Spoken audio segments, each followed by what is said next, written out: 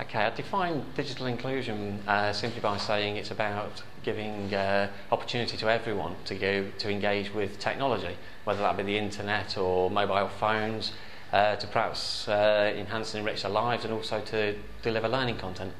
It both involves the initial engagement and involvement of people that aren't using the internet at all, but it's also about building the skills and capacity of people that are engaged so they can continue and keep up with developments as they happen.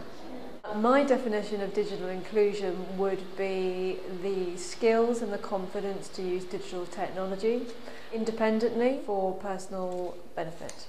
So for me, it's not enough that people have access to technology.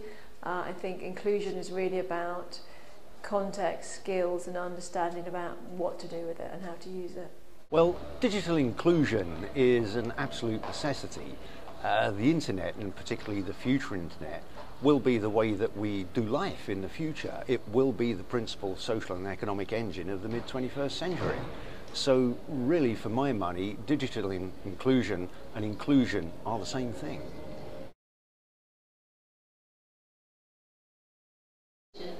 The project I work on recruits and trains volunteers to go out into their communities and work with people to engage them in activities to get involved in using computers and the internet. Okay, I work with a lot of companies, agencies, those from the voluntary and community sector, those who are trying to help particularly the harder to reach communities to get online. Well, I came here to present the OXIS, which is the Oxford Internet Survey, national survey developed by this institute, which is exploring how the internet is being used in the country and how that has been changing along the time. We have a number of programs working with older people. One of them is called Reach for It, and it's a specific project that targets older people in care homes. We work with community organizations to recruit volunteers and then provide training to go and provide services to older people in the care home environment. At the minute I'm part of the Community Learning Champions project. I upload content to the website and look for articles for the Community Learning Champions website.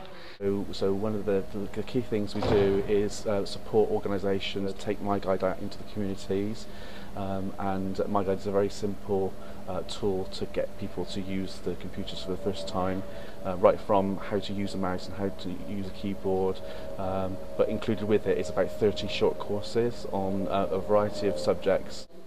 My company, Digital Unite, has been delivering and promoting digital inclusion for older people for 15 years. So we do that through a tutor network. We have people that can do one-to-one tuition with older people in their own homes. We also set up and deliver learning programs in environments like sheltered housing or community settings like that. Of a lady who's in her 80s who learned how to use computers for the first time, and she, as a result, she's been able to put her thoughts down in writing online and has actually written a book. So that's been quite transformative for her, and it's not just about the writing. It's about feeling connected, feeling that she's learnt a skill, and to do that in her 80s, I think, has been quite a transforming experience.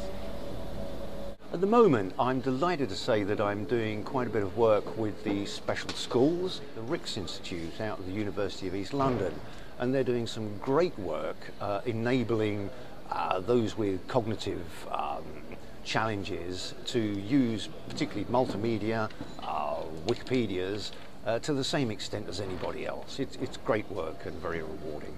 There's a number of people who've come back to us to say how it's transformed their lives, from being able to see their grandchild for the first time, being able to connect with the World Wide Web, being moved by just that transformation. There's just so many different stories. Don't know where to start, really.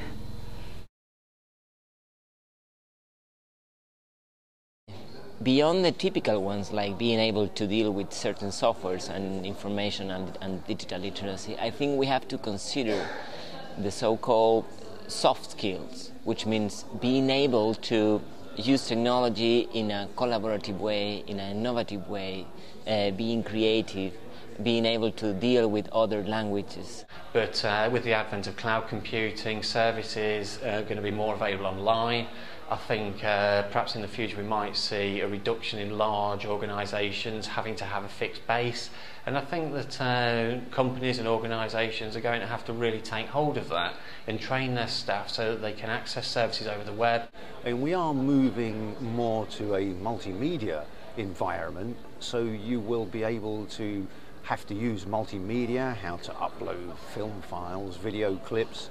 In the same way that we get collaborative authoring of documents, I think we'll start to get to collaborative authoring of multimedia. These skills, although they would be hard if you started from first principles, often websites like Amazon, Facebook, YouTube, they make it easier for people to get the skills in order to engage.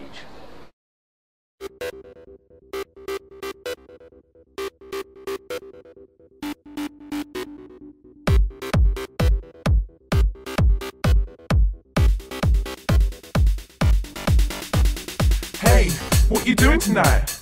We're going Club Soda, right? Yeah, at the clock tower. Meet you there in half an hour. Yeah, it's time to dance. Maybe tonight will be our chance. Cool, I just can't wait. I'll bring my girls, you bring your mates. Going to